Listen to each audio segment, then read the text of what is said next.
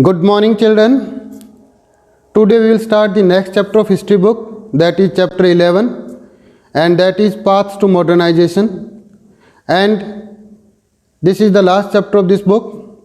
So you can see from the map itself that in this chapter we will read about the East Asia. So far we discussed about the Europe, like the Roman Empire that was a part of Europe, three orders, it was also a part of European history. Apart from that, Industrial Revolution, which was also a part of the European history. We have read about the Australia, North America. So almost all the continents we covered. We also covered West Asia in the Central Islamic land. Now the turn is of East Asia. So in this chapter we will discuss about the East Asian countries. Mainly these are the two countries, China and Japan. South Korea and North Korea is also there, but the two major countries of East Asia are China and Japan. So this is the history of the China and Japan. And the South Asia which is left this year, it will be discussed next year. South Asia mainly include India. So we will read the Indian history in the class 12th, but for this year we are going to read the last chapter of the book, and that is the history of China and Japan.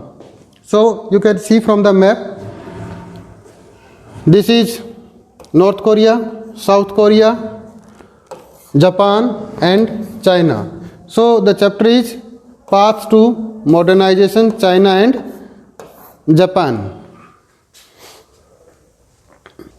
So East Asia mainly includes two countries, Japan and China. So we will have a comparative study of these two countries of China as well as Japan, that what are the similarities and what are the differences. First of all, East Asia at the beginning of the 19th century was dominated by China. And Japan is a small island country, seemed to be locked in isolation. So Japanese land is mainly divided into islands. 3 or 4 islands are there, which are situated in the Pacific Ocean. So this is an isolated country, and China is a part of the mainland of Asia. The Qing dynasty, heir to a long tradition, seemed secure in its power. In the beginning of the 19th century, which dynasty was ruling China? That was the Qing dynasty. And what happened in Japan at that time? Japan, on the other hand, was successful in building a modern nation state, creating an industrial economy. So if we compare in the beginning of the 19th century China and Japan, so Japan was much advanced than the China, and it was one of the most successful country of Asia at that time.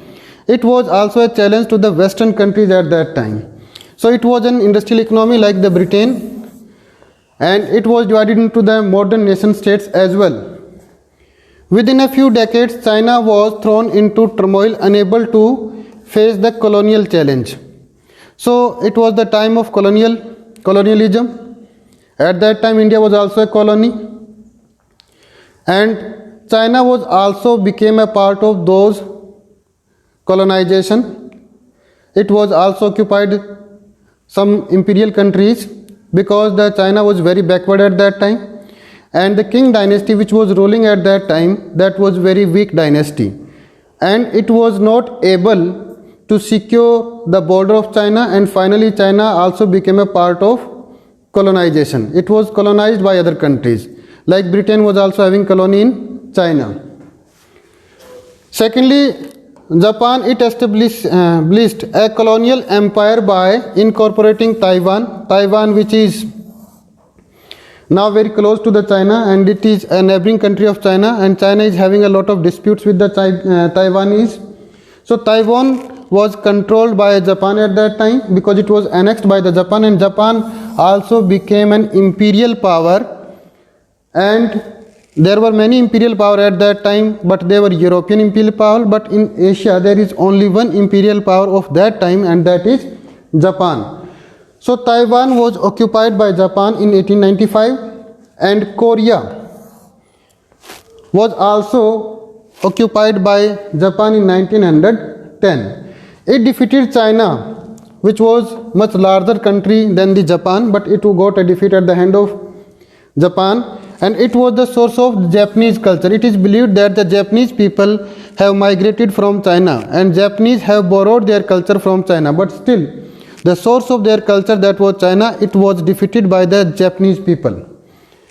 In 1894, and Russia, a European power, in 1905, Russia, which is also one of the superpower of present world, it also got a defeat at the hand of Japan in 1905. So we can imagine that Japan was a very powerful country at that time in the beginning of the 19th century. It was an advanced country.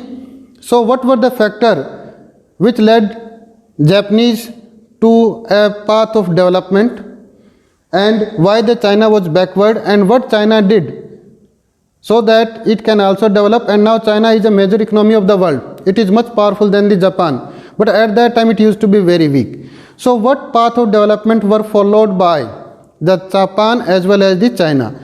That we will discuss. We will discuss about the economic policy, the political changes in these two countries, and how they reached to the present situation, that we will discuss in this chapter. The imperial government lost political control, was unable to reform effectively, and the country was convulsed by the civil war. This is about the Qing dynasty. There were two wars which were fought between the British and the Chinese, and these were known as the Opium Wars, and China got a defeat in the Opium War. And Qing dynasty, which was the ruling dynasty of China, it was not able to secure its border because it also got a defeat at the hand of Japan. As a result, it became unpopular and it could not modernize the economy of China. As a result, China became very backward, and it led to the civil war condition in the China. So there was crisis in the China. So how it had overcome that crisis, that we will discuss in this chapter. This is Japan, which is divided into many islands, and this is North Korea and South Korea. This area was also occupied by Japan. China was also occupied by Japan, and Russia, which is also a neighboring country of Japan, it also got a defeat at the hand of Japan. So we discussed that how Japan annexed the neighboring countries. So this is the border, this one. It tells us about the border of Japanese annexation, that which areas were annexed by the Japan. So you can see it from here. So Taiwan, which is in the southern part of China, and Korea, part of China, that is the part of Manchuria region, which is in the northern part of China. Russia and Japan became an imperial power by that time. So these areas were captured by Japan because Japan was an industrial country and it was much advanced country than any other country of the East Asia. So it is the territory of Japan in 1941, just before the end of the Second World War. The Second World War, which started in 1939 and it continued up to 1945. So this is the area which is covered by Japan, and it was in 1941. So during the Second World War, this was the territory of Japan, and Japan got a defeat at the hand of the America and its allies in 1945 in the Second World War. Thereafter it got disintegrated. So the Chinese reacted slowly and faced immense difficulties in becoming free and modern economy. So China became a modern economy. It became a modern economy, but it became very slowly as compared to the Japan. There was a rapid development in Japan, but it was not in China. Japan became an advanced industrial nation, but its drive for empire led to war and defeat at the hand of the Anglo-American forces. So Japan was very ambitious at that time because it was also one of the most powerful country of East Asia, and it wanted to expand its territory. As a result, this expansion led to the conflict with the neighboring countries, especially Russia and China, and finally when it attacked Pearl Harbor, that is in US, so US also became an enemy of Japan. And finally on 6th and 9th August, there was the nuclear explosion in Japan, and it was done by America, and Japan was finally defeated in 1945 at the hand of America and its allies. The Chinese Communist Party, CCP, which is still a ruling party in China, that is CCP, or we can call it Chinese Communist Party, emerged victorious from a civil war in 1949. That we discussed that in China, and in that civil war, which party became victorious? That is CCP, Communist Party of China. The US occupation marked the beginning of a more democratic political system, and Japan rebuilt its economy to emerge by the 1970s as a major economic power. So CCP became victorious in China in 1949. So that was a new era, that was the beginning of a new era in China. And it is till date a ruling party in China, because China follows one party system and there is only one party, that is CCP. What happened in Japan after Second World War?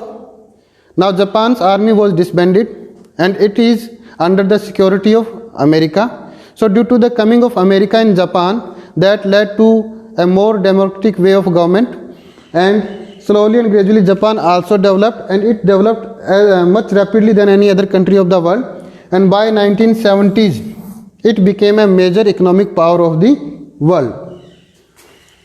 So in China they reformed the economy and brought back capitalism and the free market.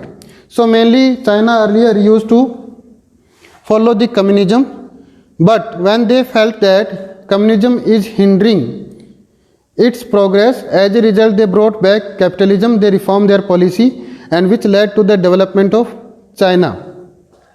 The Japanese path to modernization was built on capitalist principles. Japanese followed only one principle, that was the capitalist principle, that is generally followed by the Western countries of Europe. So that principle was also adopted by the Japan. So Japan became a major economic power by 1970s by following the principle of the capitalism. China initially followed the principle of communism, but when they felt that they are not developing fast because of the communism, so they again switched over to the capitalism. As a result, their economies developed much faster, and now China is also a major economic power of the world. Now we will discuss the geography of these two countries, China as well as the Japan. So first of all we will discuss about China. You can see that this is the map of China. So China is a vast country that spans many climatic zones.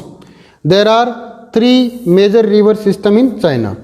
China is the third largest country of the world. The first one is Russia, second one is Canada, and the third one is China. And this is also one of the most populated country of the world is China. So it's a vast country. You can see from the map, it's a vast country.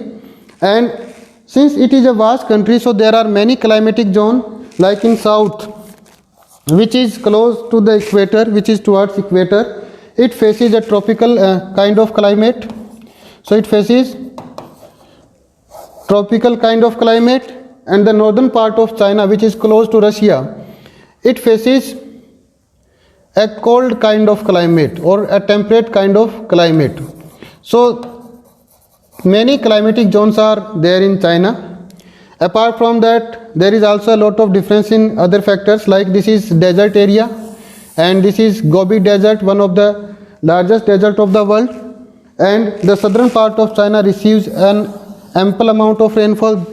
It receives a very good amount of rainfall, but this area receives very less amount of rainfall. The same way, the Tibetan region, which is also a part of China, it also experiences very less amount of rainfall. So we can say that there is a lot of diversity in China as far as its climate is concerned. So there are many climatic zones which are available in China. So it is mainly irrigated from the three major river systems, and these three river systems are Yellow River, and it is also known by the name of Hwang He, and it is also called as the sorrow of China, because it generally brings flood in the China, and it devastates a lot of part of the China. it destroys a large part of the China as far as its agriculture is concerned. That's why it is called as the sorrow of China. Second is Yangtze River, that is also known as the Changjiang, and the third one is the Pearl River. And large part of the country is mountainous. You can also see from the map. This green area, it symbolizes plain. So this is the plain area. This is suitable for agriculture and it is very fertile land. So the green area you can see it is very less. Mainly the area is of brownish color. So this whole area is mountainous region. So we can see that major part of China is mountainous and a very small portion of China is plain area. But still the agriculture of China is very good and it is in number one in many products. Especially this is the largest producer of rice in the world. This is also the largest producer of tea in the world. So agriculture is also good in China, but we can see that maximum area of China is covered with the mountains. So how this agriculture became possible? Generally agriculture became possible with the irrigation. So the Chinese land is irrigated by many small and major rivers. So mainly there are three major river system. First is Yellow River that moves like this. This is Yellow River.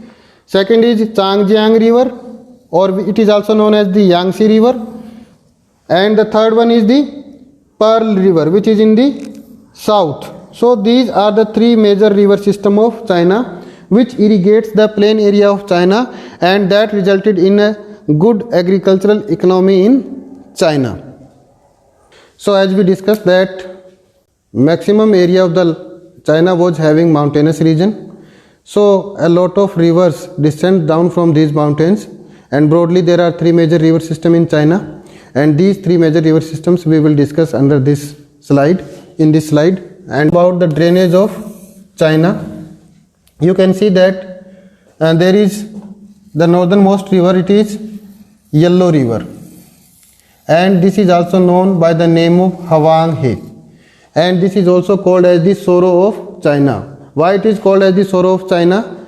Because it brings a lot of flood in China and it brings a lot of devastation in China. So Hwang He or Yellow River is called as the sorrow of China. So this is the image of Hwang He or Yellow River. You can see that the color of the water is yellowish. As a result it is named as the Yellow River. So this is Yellow River. So why it is yellow? Because it brings the silt which is of this color. That's why the color is yellow color, and this irrigates China in the northern part. The second river is the third longest river of the world also. This river is called as the Yangtze River, and this also irrigates the central part of China. After Nile and Mississippi, this is the third longest river of the world. And the last river, that is the Pearl River. It is in the southern part of China. It irrigates the southern part of China. And these three river systems are there in China, which results in the production of agriculture, which results in the prosperity of agriculture. So these are the three major river system of China. And this river is Yangtze River. It is also known by the name of Changjiang, and this is the Pearls River. Now we will discuss about the ethnicity of China, that what kind of people are living in China and what languages do they speak. So this is the map of China which tells us about different ethnic groups which are living in China. You can see that this color signifies the Han, which is the largest community of China. So majority of Chinese people are from the Han community, and the major language of China is Chinese language. There are other nationalities also like Uyghur, Hui, Manchu and the Tibetan. So maximum people are the Han, which is living in the central part and eastern part of China. Apart from that, you can see that this is Uyghur community.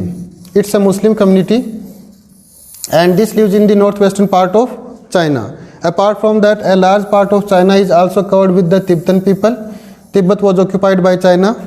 Earlier it used to be an independent country. So these are the Tibetan community, Uyghur community, Hui, which is living in the central north part of China. Mongolian people lives in the northern part of China. So these are other minor communities apart from the Han community who are living in the China.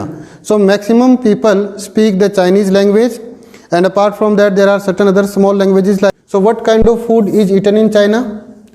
Chinese food reflects regional diversity. There are 4 distinct types of food which is available in China. The best known Southern Cantonese, which is cuisine. This is in the southern part of China, and this is known as Southern Cantonese cuisine, and it includes appam, kurma, dim sum. Dim sum means touch your heart. So this is a kind of food which is eaten in the southern part of China. In the north, wheat is the staple food because the northern part of China is having a temperate kind of climate, and in that kind of climate the wheat cultivation can be done. But in southern part of the China, rice cultivation is done. So wheat is the staple food in the northern part of China. As a result, wheat is eaten over there. In Sichuan area, spices brought by Buddhist monk in the ancient period along the Silk Route and chilies by Portuguese traders have created a fiery cuisine. So spices mainly it is believed that it has gone from the South Asia and it was brought there by the Buddhist monk because Buddhism spread in China from India. Apart from that, chili which is used in the Chinese food, that has come from the South America, and it was brought in China by the Portugals. In eastern China, both rice and wheat are eaten. So there is mixed kind of staple food like wheat and rice in the eastern part of China. So that was all about the food habit of China.